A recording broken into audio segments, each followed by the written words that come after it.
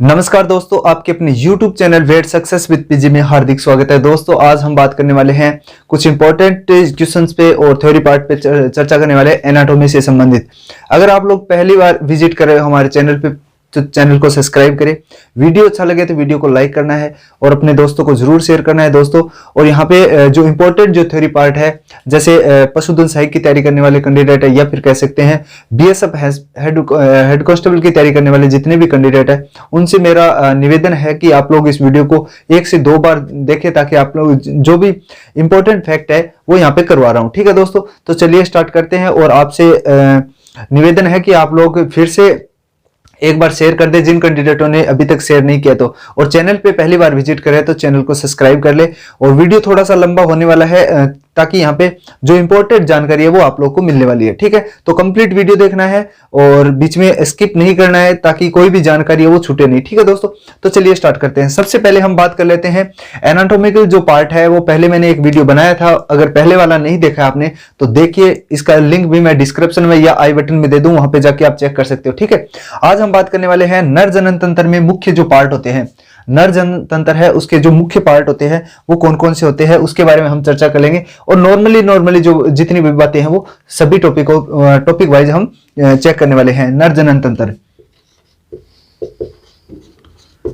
जनन तंत्र, नर जनन तंत्र है, इसका जो मुख्य पार्ट होता है वो टेस्टिस यानी वर्षण कहलाता है। ठीक है दोस्तों, उसके बाद में वर्षण में कितनी पालिकाएं होती है, यानी जो परतें होती है वो कितनी होती है, तो 2 परतें होती है। वर्षण के अंदर 2 परतें होती है, ये इंपॉर्टेंट है।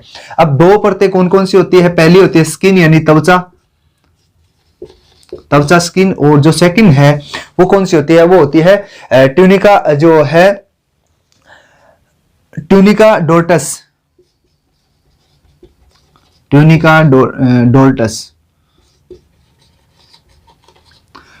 डोर्टस। अब देखिए, वर्षण के अंदर जो त्वचा है वो ऊपर वाला जो भाग है, ऊपर वाला भाग होता है टेस्टिस का, उसकी सुरक्षा करती है। लेकिन जो ट्यूनिका डोर्टस है वो क्या करती है? वो ताप का नियमन करती है, यानी टेम्परेचर जो है वो रेगुलेट करती है। टेम्परेचर, तापमान नियमन। ये क्वेश्चन आ सकता है कि जो वर्षण का जो ऐसा कौन सा पार्ट है जो तापमान नियमन करता है? अगर उसके अंदर ट्यूनिका डोर्टस का नाम आता है तो वो राइट आंसर होने की संभावना पूरी है। ठीक है दोस्तों, यहाँ पे आप लोग चेक कर लीजिए। अगर ऑप्शन वर्षण है तो वर्षण होगा, और वर्षण नहीं है और ट्यूनिका डोर्टस है तो उसके अंदर टेम्परेचर नियमन का जो काम है वो कौन करेगा? ट्यूनिका डोर्टस करेगी। उसके बाद में हम बात कर लेते हैं स्थिति की बात करते हैं, तो ट्यूनिका डोर्टस या फिर वर्षण की बात करते हैं तो वर्षण, यहाँ पे मैं आप लोग को बता देता हूँ इसकी जो स्थिति है, वर्षण की जो स्थिति है वो कहाँ पे होती है, कौन से जानवर के अंदर कहाँ पे पाई जाती है, ये आप लोग को मैं बता देता हूँ। यहाँ पे देखिए दोस्तों, डॉग है या फिर कह सकते हैं, पहले ऑक्स और हॉर्स की बात करते हैं। हॉर्स की बात करते हैं तो जो जांग वाला जो पार्ट होता है उसके जस्ट सामने होती है, सामने यानी जांग के सामने, या फिर कह सकते हैं, या फिर ये कह सकते हैं इनगुनल जो पार्ट होता है उसके जस्ट सामने होती है। उसके बाद में बात कर लेते हैं डॉग की, तो डॉग के अंदर होगा जो ये वाला जो पार्ट है इंगुलस है, इसके पीछे की तरफ पाया जाता है। लेकिन पिग की बात करते हैं तो पिग में कहां पर पाया जाएगा? पिग में पाया जाता है एनस, यानी एनस के पास में पाया जाता है। ये आप लोग को ध्यान रखना है, एनस के पास में पाया जाएगा। या फिर कह सकते हैं पेरिनियल जो पार्ट है, पेरिनियम जो पार्ट है उसके पास में पाया जाता है, या तो एनस के पास में कह सकते हैं या फिर पेरिनियम के पास में कह सकते हैं। या फाउल की बात करते हैं, यानी फाउल यानी मुर्गे की बात करते हैं तो मुर्गे का कहां पे पाया जाता है? ये उदर गुहा में पाया जाता है, उदर गुहा में पाया जाता है। ये आप लोग को ध्यान रखना है। देखिए, ऑक्स और हॉर्स है उसके जो वर्षण है, यानी वर्षण कहां पे पाया जाएगा? इनगुलन जो है उसके पास में पाया जाएगा, यानी सामने पाया जाएगा। उसके बाद में बात करते हैं डॉग की, तो इनगुलस है उसके जस्ट पीछे पाया जाएगा। उसके बाद में बात कर लेते हैं पिग, यानी पिग के पास में पेरिनियम है उसके जस्ट सामने पास में पाया जाएगा, और ये यहाँ पे इनगुलस है उसके जस्ट पीछे पाया जाएगा। और फाउल्स है उससे, यानी मुर्गा के कहाँ पे पाया जाता है? उदर गुहा के पास में पाया जाता है, या उदर गुहा में पाया जाता है। उसके बाद में बात कर लेते हैं क्रिप्टोक्रिडिज्म। क्रिप्टोक्रिडिज्म क्या होता है उसके बारे में हम चर्चा कर लेते हैं। क्रिप्टोक्रिडिज्म,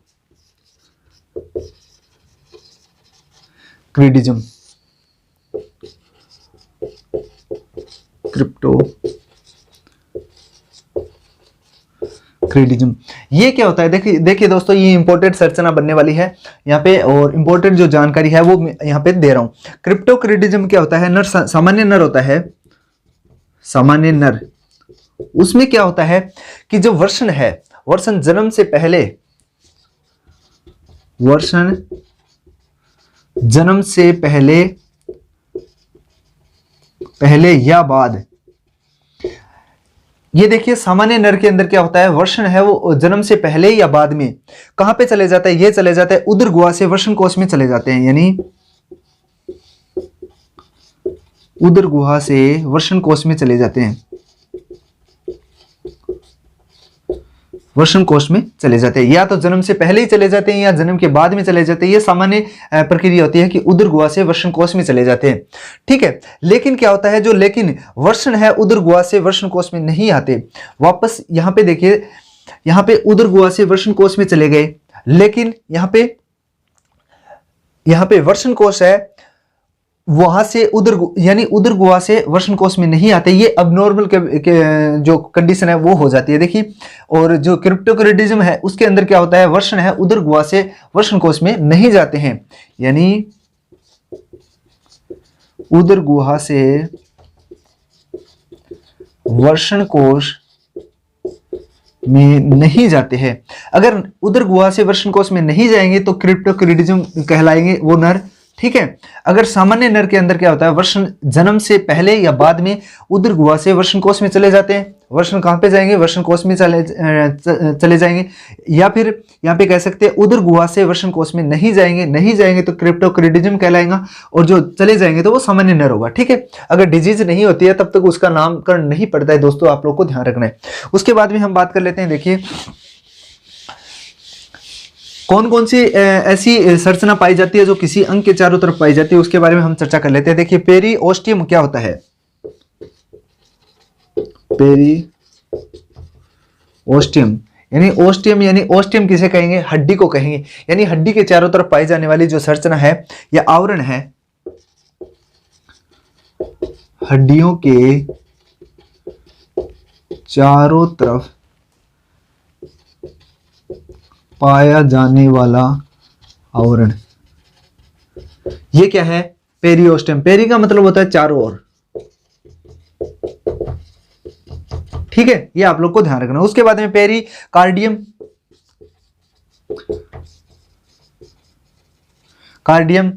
ये पेरिकार्डियम क्या होता है? पेरिकार्डियम होता है, यानी कार्डियो किसे कहेंगे? हृदय को, हृदय के चारों ओर पाई जाने वाला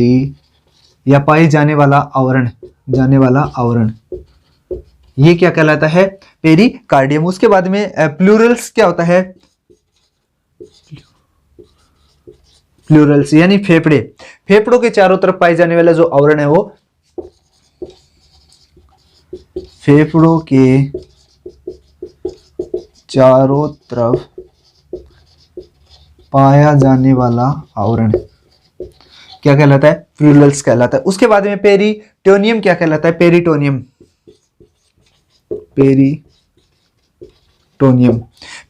क्या होगा? यानी अन्य, यानी या फिर कह सकते हैं आंतो, यानी टोनियम का मतलब होगा आंत, आंत के चारों ओर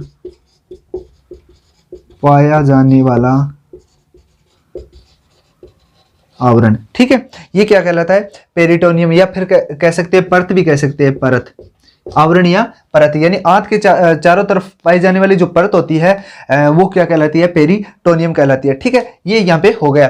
देखिए दोस्तों फिर से मैं आप लोगों को बता दूं, पेरिओस्टियम क्या होता है? हड्डियों के चारों तरफ पाए जाने वाला आवरण। उसके बाद में पेरिकार्डियम क्या होता है? कार्डियम का मतलब होता है हृदय, कार्डियोलॉजी कहते हैं ना, जो हृदय का विशेषज्ञ या फिर कह सकते हैं हृदय का अध्ययन करना ही कार्डियोलॉजी कहलाता है। तो कह सकते हैं यहाँ पे कार्डियम मतलब हृदय के चारों ओर पाए जाने वाले आवरण क्या कहलाता है? पेरिकार्डियम। प्लूरल्स क्या होता है? फेफड़ों के चारों तरफ पाए जाने वाला आवरण या परत कहलाते हैं। उसके बाद में बात कर लेते हैं टोनियम यानी आंत के चारों तरफ पाए जाने वाला आवरण। ये हो गया पूरा का पूरा यहाँ पे। उसके बाद में हम बात कर लेते हैं इंपॉर्टेंट जो जानकारी है वो शुक्र जनरल से या शुक्र जो नलिका है उससे संबंधित कुछ महत्वपूर्ण बातों पे हम चर्चा करने वाले हैं। जो शुक्र नलिका है वो क्या होती है, शुक्र जनन क्या होता है, इसके बारे में हम चर्चा कर लेते हैं। ठीक है, यहाँ पे देखिए दोस्तों, शुक्र नलिका क्या होती है, शुक्र जनन नलिका, शुक्र जनन नलिका, शुक्र जनन नलिका क्या होती है, देखिए वर्षण की संरचनात्मक व क्रियात्मक इकाई ही शुक्र जनन नलिका या शुक्र जनन कहलाता है। ठीक है, शुक्र क्रियात्मक इकाई ही वर्षण की संरचनात्मक एवं क्रियात्मक इकाई ये क्या करती है, यानी शुक्र जनन नलिका है वो क्या करती है, या शुक्र जनन कह सकते हैं, वर्षण की संरचनात्मक व क्रियात्मक इकाई है जो क्या करती है, जो करती है शुक्राणु का निर्माण, शुक्राणु का निर्माण, ये शुक्राणु का निर्माण करती है। ठीक है दोस्तों, ये हो गई। अब देखिए शुक्र जनन हो गया, उसके बाद में हम बात कर लेते हैं सहायक जो ग्रंथियां होती है या सहायक नलियां होती है वो कौन कौन सी होती है, सहायक ग्रंथियां। ठीक है, सहायक ग्रंथियों की बात कर लेते हैं। तो सहायक ग्रंथियों में कौन कौन सी होगी, सबसे पहले जो ग्रंथि होती है वो शुक्राशय, शुक्राशय उसके बाद में काउपर ग्रंथि, फिर प्रोस्टेट ग्रंथि। यहाँ पे देखिए दोस्तों सहायक ग्रंथियां, सहायक ग्रंथियां, सहायक ग्रंथियां ये 3 प्रकार की होती है, मुख्य रूप से 3 प्रकार की होती है। कौन सी, देखिए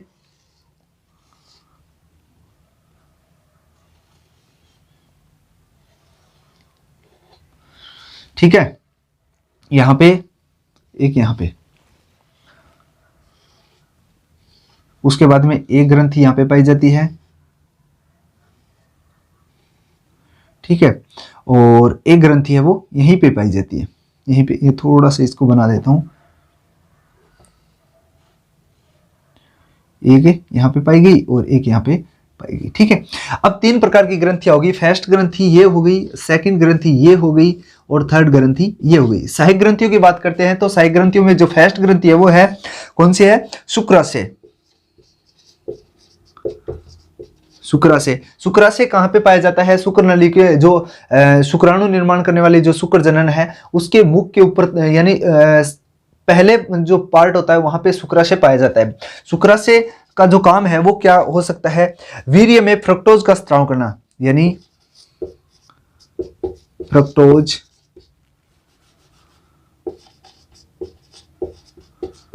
फ्रक्टोज का स्त्राव, ये किसका काम है, शुक्राशय का। ठीक है, या फिर कह सकते हैं शुक्राशय हो गया। फिर उसके बाद में है काउपर ग्रंथि, उसके बाद में थर्ड नंबर पे है वो है प्रोस्टेट ग्रंथि। अब मेरे को पता है आप लोग को थोड़ा सा टफ होता है ऐसी चीजें याद करने, लेकिन यहाँ पे मैं सिंपल तरीके से बताऊंगा कि जो शुक्राशय है वो सबसे पहले पाया जाएगा तो क्या करेगा, फ्रक्टोज इसके अंदर डाल देगा, यानी जैसे ही वीर्य यहाँ से सीमन निकलेगा, सीमन निकलते इसके अंदर क्या डाल देगा, फ्रक्टोज डाल देगा। फ्रक्टोज डालेगा जैसे ही, तो सबसे पहले फ्रक्टोज क्यों डालेगा, क्योंकि इसके अंदर गति उत्पन्न करनी है, गति उत्पन्न करेगा तभी तो ये आगे इस दिशा में आगे आएंगे। ठीक है, यानी इस दिशा में आगे आएंगे पेनिस के अंदर। ठीक है, फ्रक्टोज जैसे ही इसके अंदर से यहाँ से स्राव हो गया फ्रुक्टोज, यहाँ से फ्रक्टोज आ गया, दोनों तरफ पाई जाती है ये। ठीक है, फ्रक्टोज इसके अंदर आ गया तो इसके जो सिमन्स है उसके अंदर जो शुक्राणु होते हैं उसके अंदर क्या होते हैं, मोटिबिलिटी पैदा होगी, यानी ऊर्जा उत्पन्न होगी, गति प्रदान होगी, ऊर्जा उत्पन्न होगी तो ऑटोमेटिकली गति प्रदान होगी और आगे आएंगे। ठीक है, ये काम हो गया किसका, शुक्राशय का। शुक्राशय क्या करता है, फ्रक्टोज का स्त्राव करता है ताकि इसकी जो मोटिबिलिटी है या गति है वो बढ़ जाए। ठीक है, ये यहाँ पे गति बढ़ गई। उसके बाद में जो सेकंड जो पार्ट आता है वो आता है काउपर ग्लैंड, काउपर ग्लैंड या प्रोस्टेट ग्लैंड। तो सबसे पहले उसके बाद में आती है प्रोस्टेट ग्लैंड, सेकंड नंबर पे आएगी प्रोस्टेट ग्लैंड। यहाँ पे सेकंड नंबर है, इसके यहाँ पे थर्ड कर देता हूँ क्योंकि यहाँ पे मैंने लिख दिया, और यहाँ पे 2 कर देता हूँ।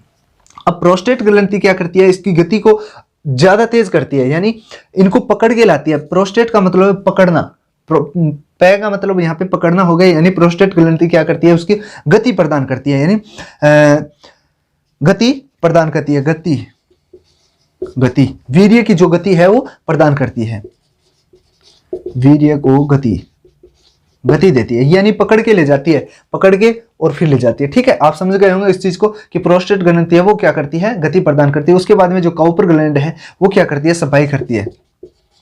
सफाई किसकी करेगी, मूत्र मार्ग की, मूत्र मार्ग है उसकी सफाई करेगी। देखिए सबसे पहले ये लगी हुई है, देखिए यहां से आगे की तरफ देखते हैं तो सबसे पहले कौन सी लगी हुई है, काउपर ग्लैंड, उसके बाद में कौन सी लगी है, प्रोस्टेट ग्लैंड, उसके बाद में शुक्राशय। यहां पे लिख देता हूं मैं शुक्राशय, शुक्राशय, उसके बाद में कौन सी, प्रोस्टेट ग्लैंड, प्रोस्टेट ग्रंथि, उसके बाद में थर्ड नंबर पे कौन सी है, काउपर, काउपर ग्रंथि। अब देखिए शुक्राशय से क्या निकलेगा, फ्रक्टोज निकलेगा ताकि उसको गति मिल जाएगी। गति मिलते ही इसको प्रोस्टेट ग्लैंड क्या करेगी, अपना हार्मोन निकाल के उस गति को क्या करेगी, यूटिलाइज करेगी और फास्ट कर देगी इस चीज को। ठीक है, और जैसे ही ये फास्ट करेगी तो इनको संकेत मिल जाएगा काउपर ग्लैंड को कि पीछे से कोई आ रहा है, तो मूत्रा से जो मूत्र मार्ग है उसकी सफाई कर देगा, आगे आगे सफाई करता रहेगा और पीछे पीछे शुक्राणु आते रहेंगे। तो ये एक प्रक्रिया चलती रहेगी। ठीक है, ये हो गया। उसके बाद में हम बात कर लेते हैं सर्टोली जो ग्लैंड है या सर्टोली सेल्स है वो क्या होती है, उसके बारे में हम बात कर लेते हैं कि ये क्या करती है। ये करती है कि जो पोषण है वो प्रदान करती है, किसको, न्यूरल सेल भी कहते हैं, यानी नर्स सेल भी कहा जाता है इसको। वर्षण में क्या करती है, ये दो प्रकार की सर्टोली सेल होती है। देखिए सर्टोली सेल, या कह सकते हैं इसको लेडिंग सेल भी कहते हैं, लेडिंग सेल भी कहते हैं। इसी का अन्य नाम है वो है नर्स सेल, नर्स सेल। ये तीन नाम हो गए किसके, सर्टोली सेल कहते हैं या सर्टोली कोशिका कहते हैं, लेडिंग सेल्स कहते हैं या नर्स सेल कहते हैं। ये तीनों नाम किसके हो गए, सर्टोली सेल्स या इसके हो गए। ठीक है, ये क्या करती है, ये करती है टेस्टोस्टेरोन, टेस्टोस्टेरोन हार्मोन, हार्मोन स्त्राव करती है। ठीक है, हार्मोन का स्त्राव करती है। वर्षण में पाई जाती है, कहां पे पाई जाती है, वर्षण के अंदर पाई जाती है, वर्षण के अंदर ये पाई जाती है, यानी टेस्टिस के अंदर ये पाई जाती है। सर्टोली सेल कह सकते हैं, लेडिंग सेल्स कहते हैं या नर्स सेल भी कह सकते हैं इसको। ये काम क्या करती है, ये टेस्टोस्टेरोन जो हार्मोन है इसका स्राव करती है। ठीक है, ये हो गई। उसके बाद में हम बात कर लेते हैं वीर्य में गंध किसकी वजह से आती है। जो डॉग है उसके अंदर या फिर कह सकते हैं कोई भी जानवर है उसके जो सीमेंस है उसके अंदर जो गंध है वो एमिन के कारण आती है, एमिन के कारण वीर्य में गंध, वीर्य में गंध आती है। ठीक है, ये आप लोगों को ध्यान रखना है। एमिन के कारण, एमिन एक पदार्थ होता है जिसके कारण क्या होती है, एमिन के कारण वीर्य में गंध आती है। लेकिन यहाँ पे देखिए दोस्तों, कुत्ता है, कुत्ता है उसके अंदर प्रोस्टेट ग्लैंड पाई जाती है, केवल प्रोस्टेट ग्लैंड पाई जाती है,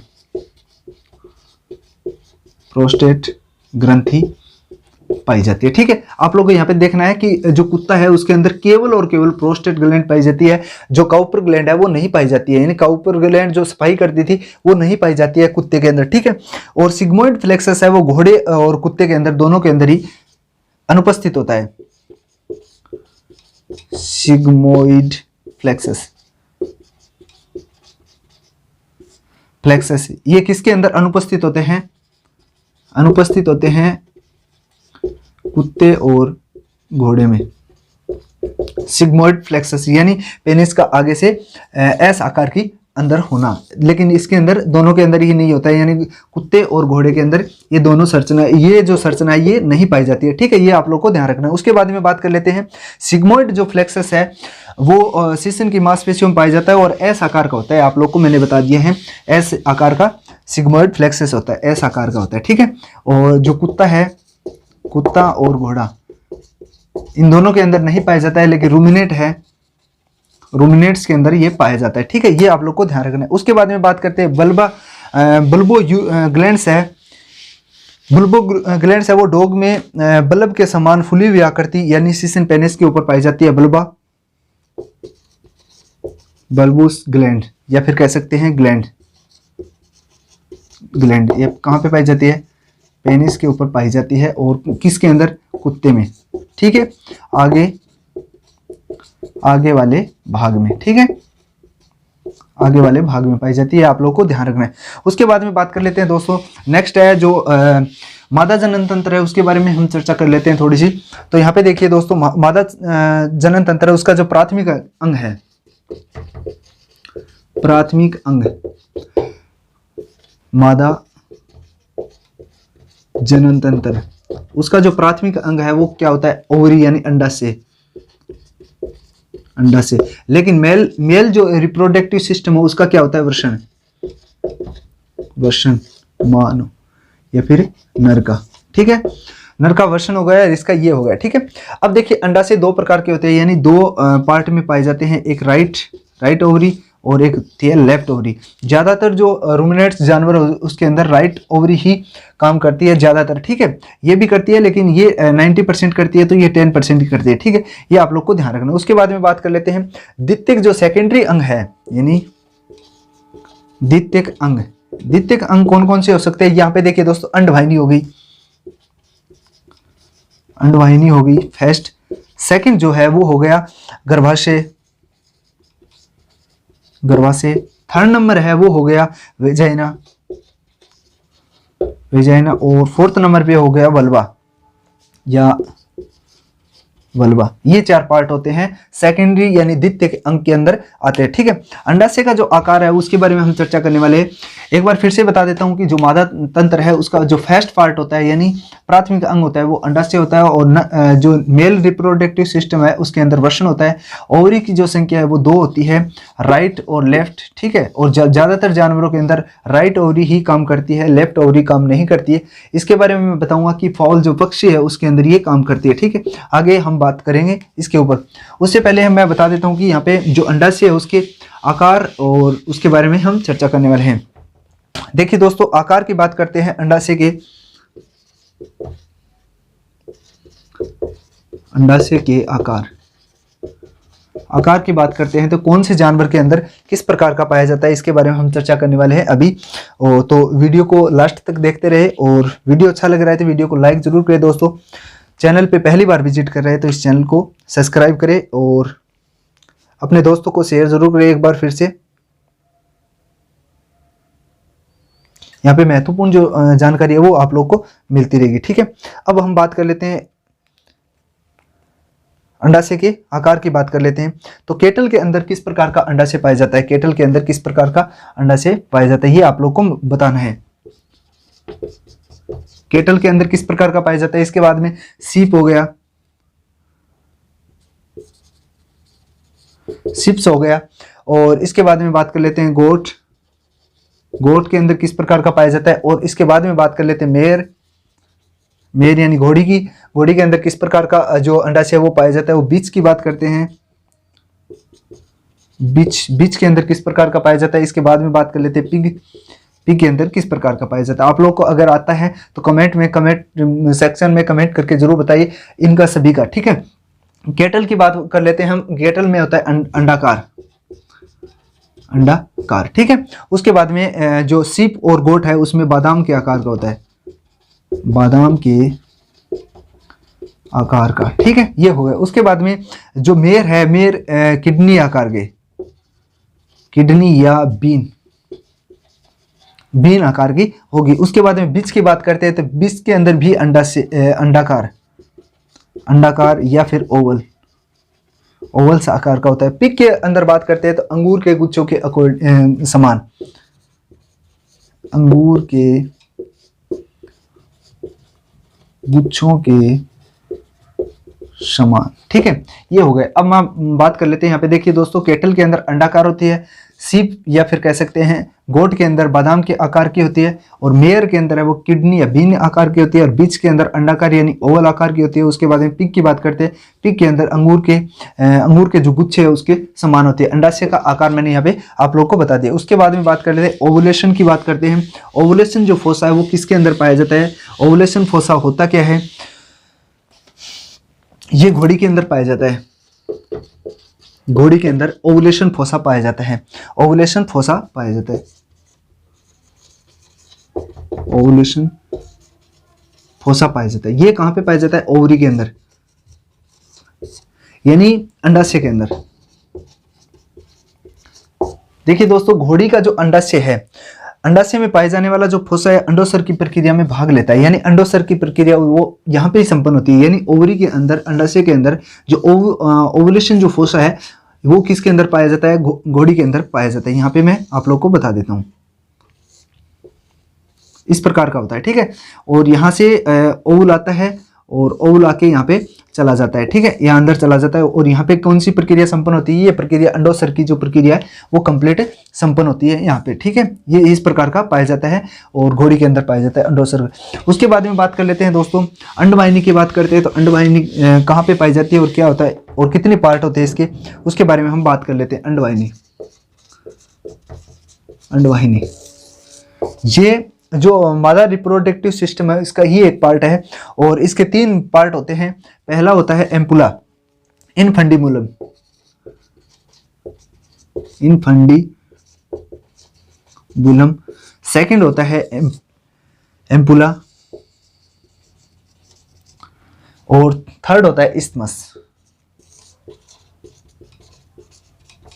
अब देखिए दोस्तों, तीनों पार्ट होते हैं, ये इसमें से महत्वपूर्ण जो पार्ट होता है, सबसे पहला जो पार्ट होता है ये, सेकंड जो पार्ट होता है ये, और थर्ड इस्थमस होता है, यानी इनफंडिबुलम, एम्पुला और इस्थमस। जो इंपॉर्टेंट जो पार्ट है वो है एम्पुला, क्योंकि यहाँ पे अंडोत्सर्ग का जो पूरा काम है वो यहाँ पे होता है, ठीक है दोस्तों। इस्थमस है और अंडवाहिनी का बीच का चौड़ा जो भाग होता है यानी एम्पुला, ये देखिए यहाँ पे इस प्रकार से पाया जाता है, ये इस प्रकार से हो गया, उसके बाद में ये चलने लगी, ठीक है। अब जो पहला पार्ट है ये हो गया, सेकंड जो पार्ट है वो ये एम्पुला यहाँ पे हो गया, और थर्ड पार्ट ये वापस से सिंकडू हो गई, यहाँ पे देख सकते हो इस्थमस हो गया। अब इस्थमस क्या है, आखिरी भाग होता है जो गर्भाशय के पास में जुड़ा रहता है, यहाँ पे गर्भाशय आ गया, ठीक है, ये गर्भाशय आ गया, यहाँ गर्भाशय आ गया। ये कहाँ पे होता है, ये जो वेजाइना होती है, वेजाइना के पास में ये वाला पार्ट होता है, ठीक है। और फर्स्ट नंबर है इनफंडिबुलम, सेकंड है एम्पुला और थर्ड है इस्थमस। ये तीनों पार्ट आप लोगों को मैंने यहाँ पे बता दिया। उसके बाद में हम बात कर लेते हैं दोस्तों वेजाइना, और वेजाइना की जो लंबाई है पशुओं में, अलग अलग पशुओं के अंदर कितनी होती है, फैलोपियन ट्यूब है उसकी लंबाई कितनी होती है, और जो गर्भाशय है उसकी लंबाई या चौड़ाई कितनी होती है, वो भी चर्चा कर लेते हैं। अब देखिए दोस्तों, इंपॉर्टेंट यहाँ पे है वेजाइना, वेजाइना, उसके बाद में इनफंडिबुलम, इनफंडिबुलम या कह सकते हैं फैलोपियन ट्यूब, फैलोपियन ट्यूब की बात कर लेते हैं, ट्यूब, फैलोपियन ट्यूब। उसके बाद में गर्भाशय यानी कह सकते हैं यूट्रस, यूट्रस की बात करते हैं। और मेयर के अंदर, मेयर के अंदर वेजाइना, वेजाइना की लंबाई है वो कितनी होती है, इनके ऊपर चर्चा करने वाले। अगर किसी को पता है मेयर की वेजाइना की जो लंबाई है तो वो कितनी होती है, तो आप लोग मुझे कमेंट करके अभी बताइए, ठीक है। वेजाइना की जो लंबाई है, और उसके बाद में जो फैलोपियन ट्यूब है उसकी जो लंबाई है, उसके बाद में यूट्रस की जो लंबाई है, उसके बाद में मेयर जो वेजाइना है यानी घोड़ी, घोड़ी की जो वेजाइना है उसकी लंबाई कितनी होती है। यहाँ पे देखिए दोस्तों, वेजाइना की जो लंबाई है वो 20 से 25 सेंटीमीटर, ठीक है, लंबाई होती है, ठीक है। उसके बाद में फैलोपियन ट्यूब है उसके यहाँ से 25 हो गया, 25 से 30 सेंटीमीटर, ठीक है। उसके बाद में यूट्रस है वो यहाँ पे 30 हो गया, तो 30 के बाद में स्टार्ट हो गया 30 से 35 सेंटीमीटर, यानी उसके बाद में मेयर है उसकी वेजाइना की जो लंबाई है वो 20 सेंटीमीटर होती है, कितनी, 20 सेंटीमीटर। ये इंपॉर्टेंट है, यहाँ पे देखिए दोस्तों ये इंपॉर्टेंट है। लेकिन आप लोग को याद क्या करना है, वेजाइना, उसके बाद में फैलोपियन ट्यूब, उसके बाद में यूट्रस, यूट्रस सबसे बड़ा होता है आप लोग को भी पता है, तो 25 से 30 सेंटीमीटर हो गए। और फैलोपियन ट्यूब यूट्रस से थोड़ी छोटी होती है, तो ये 25 से 30 सेंटीमीटर हो गया। उसके बाद में उससे पहले जो छोटी होती है वो होती है वेजाइना, यानी 25 से 30 सेंटीमीटर इसकी लंबाई होती है। ये यहाँ पे कर लिया हमने। उसके बाद में बात कर लेते हैं गर्भाशय, और गर्भाशय की बात करते हैं तो गर्भाशय के अंदर गर्भाशय भी 2 प्रकार का पाया जाता है, यानी यूट्रस 2 प्रकार का है, बाइकॉर्नुअल या फिर कह सकते हैं बाई पार्टल, यानी पार्टल,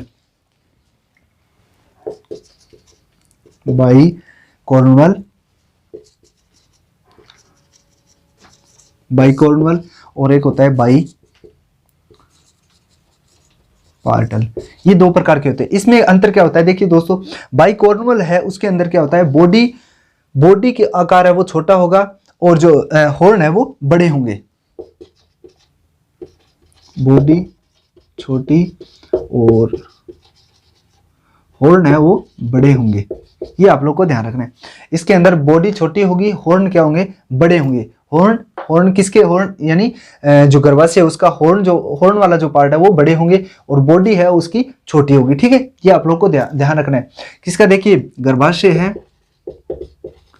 गर्भाशय का जो अंदर वाला जो पार्ट होता है बॉडी पूरी होती है और उसके बाद में ये इस प्रकार से ओवरी हो गई, ये वाला जो पार्ट होता है, ये वाला जो जब छोटा होगा और जो हॉर्न है इसके ये वाले पार्ट ये ज़्यादा बड़े होंगे तो ये बाइकॉर्नल होंगे। उसके बाद में बाई पार्टल की बात करते हैं तो इसमें उल्टा हो जाएगा। देखिए दोस्तों यहाँ पे बॉडी क्या है छोटी, तो यहाँ पे बॉडी हो जाएगी, बॉडी बड़ी हो जाएगी और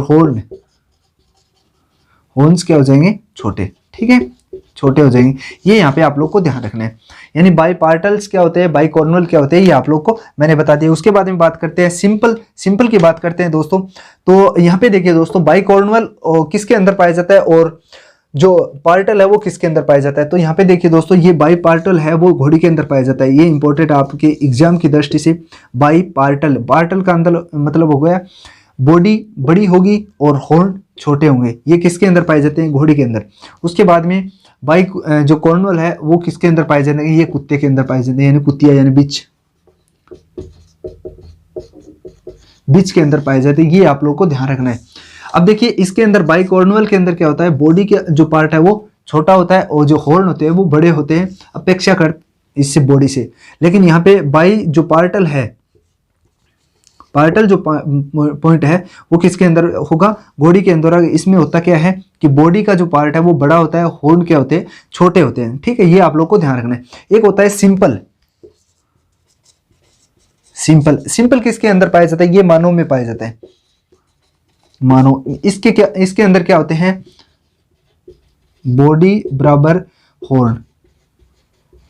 ठीक है, हॉर्न यानी ये दोनों जो पार्ट है वो बराबर इक्वल होते हैं। अगर ये 5 सेंटीमीटर का है तो ये भी 5 सेंटीमीटर का होगा, ये 10 सेंटीमीटर का है तो ये भी 10 सेंटीमीटर का होगा। ठीक है, इसमें क्या होगा, अंतर होगा। ठीक है, ये हो गया यहाँ पे। उसके बाद में बात कर लेते हैं गर्भाशय का जो आकार है वो किस प्रकार का होता है, कौन से जानवर के अंदर कौन कौन से प्रकार के पाए जाते हैं। गर्भाशय का आकार, गर्भाशय का आकार। अब देखिए दोस्तों यहाँ पे मैंने बता दिया है कि गर्भाशय का जो आकार है वो रूमिनेट्स के अंदर किस प्रकार का होता है। आप लोग को आता है तो आप लोग कमेंट जरूर करिए ताकि मुझे भी पता चल सके आपको कितना आता है और क्या मेयर के अंदर किस प्रकार का होता है। उसके बाद में बीच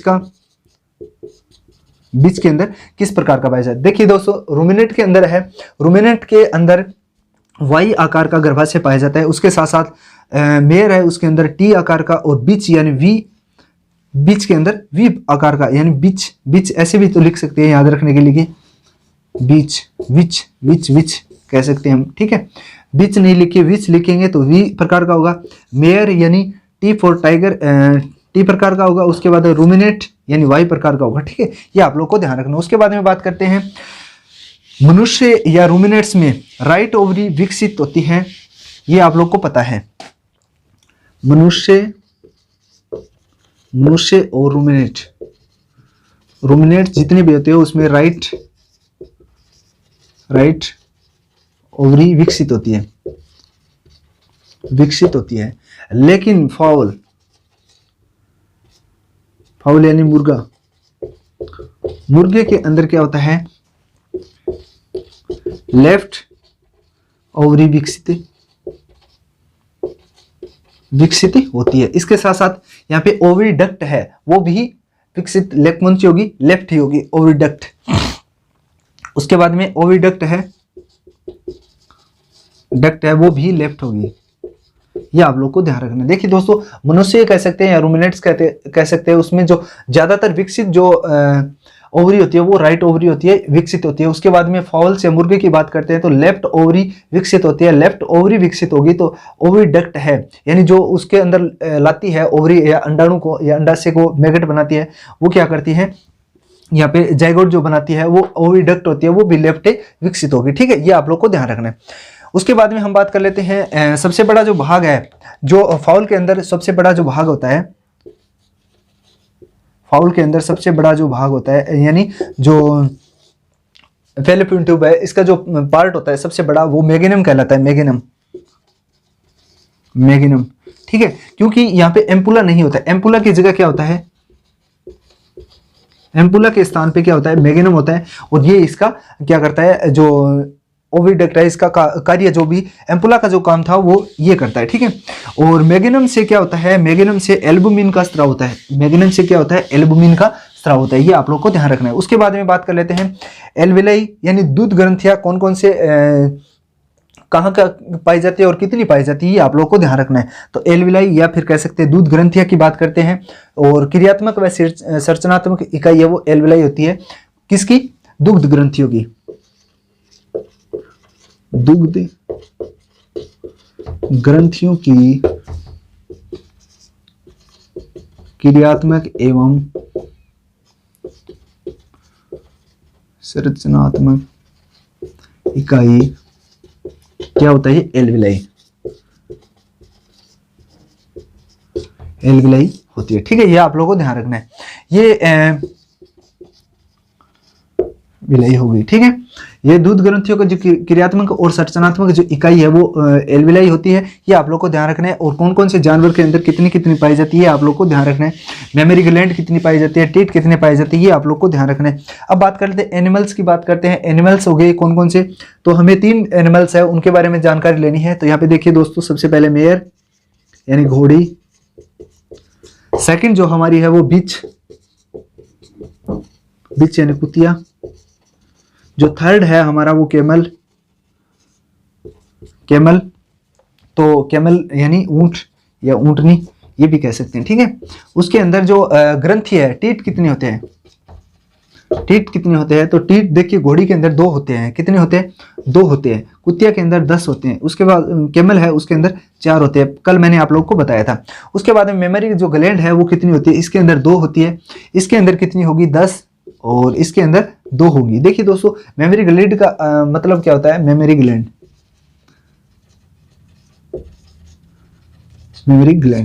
ग्लैंड का अर्थ होता है जैसे ये मान लीजिए पूरा यहाँ पे टीथ है, यहाँ पे टीथ है। यहाँ पे देखिए ये जो यहाँ से डायरेक्ट आपको ब्लड या दूध सप्लाई करती है वो डायरेक्ट हो गई। इसके अंदर देखिए मेयर है, घोड़ी के अंदर 2 होती है, 2 थन होते हैं, तो 2 ही इसके अंदर ये डायरेक्ट हो गई। उसके बाद में बीच है, तो बीच के लिए 10 अगर इस प्रकार से होगी तो 10 ही इसमें मेमोरी ग्लैंड होगी। लेकिन ऊँट के अंदर क्या होता है, ऊँट के अंदर मैं आप लोगों को बता देता हूँ, यानी ऊँटनी के अंदर, फीमेल ऊँट के अंदर ये 4 थन हो गए। एक ये हो गया, ये सेकेंड हो गया, यहाँ पे 1 थन हो गया, सेकंड हो गया, थर्ड हो गया और फोर्थ हो गया। अब इन दो का जोड़ा होता है। देखिए दोस्तों, ये एक मेमोरी ग्लैंड आती है, ये दोनों को इनको सप्लाई करती है, ठीक है। एक सेकंड जो मेमोरी ग्लैंड आती है ये इस प्रकार से आती है और इन दोनों को ब्लड है वो मिल्क है वो सप्लाई करती है, ठीक है दोस्तों। ये हो गए यहाँ पे इस प्रकार से हुए। तो यहाँ पे 4 थन है, लेकिन यहाँ पे मेमोरी ग्लैंड है वो कितनी हो गई, ये हो गई। उसके बाद में छिद्र की बात करते हैं। छिद्र यानी प्रत्येक थन के अंदर छिद्र कितने होते हैं, कौन से जानवर। घोड़ी के अंदर बात करते हैं तो 2 छिद्र होते हैं, प्रत्येक थन में 2 छिद्र होते हैं। तो 2 थन हो गए तो 4 छिद्र हो गए यहाँ पे। तो प्रत्येक छिद्र थन के अंदर 2 छिद्र होते हैं। उसके बाद में कुतिया की बात करते हैं तो कुतिया के अंदर 8 से 20 हो सकते हैं, यानी 8 से 20 छिद्र हो सकते हैं। उसके बाद में कैमल्स की बात करते हैं, कैमल के अंदर भी 2 होते हैं, ठीक है। ये आप लोग को ध्यान रखना है। अब यहाँ पे मैं बता देता हूँ आप लोगों को फिर से बता देता हूँ कि जो मेयर है यानी घोड़ी है उसके अंदर 2 टीथ होते हैं, यानी 2 थन होते हैं। और 2 थन के साथ साथ मेमोरी ग्लैंड है वो 2 होती है। आप लोग को पता है डायरेक्ट उनको जो मिल्क है या दूध है या फिर कह सकते हैं ब्लड है उसकी सप्लाई होती है डायरेक्ट। और 2 ही छिद्र पाए जाते हैं, 2 नीचे की तरफ छिद्र पाए जाते हैं ताकि दूध बाहर आ सके, ठीक है।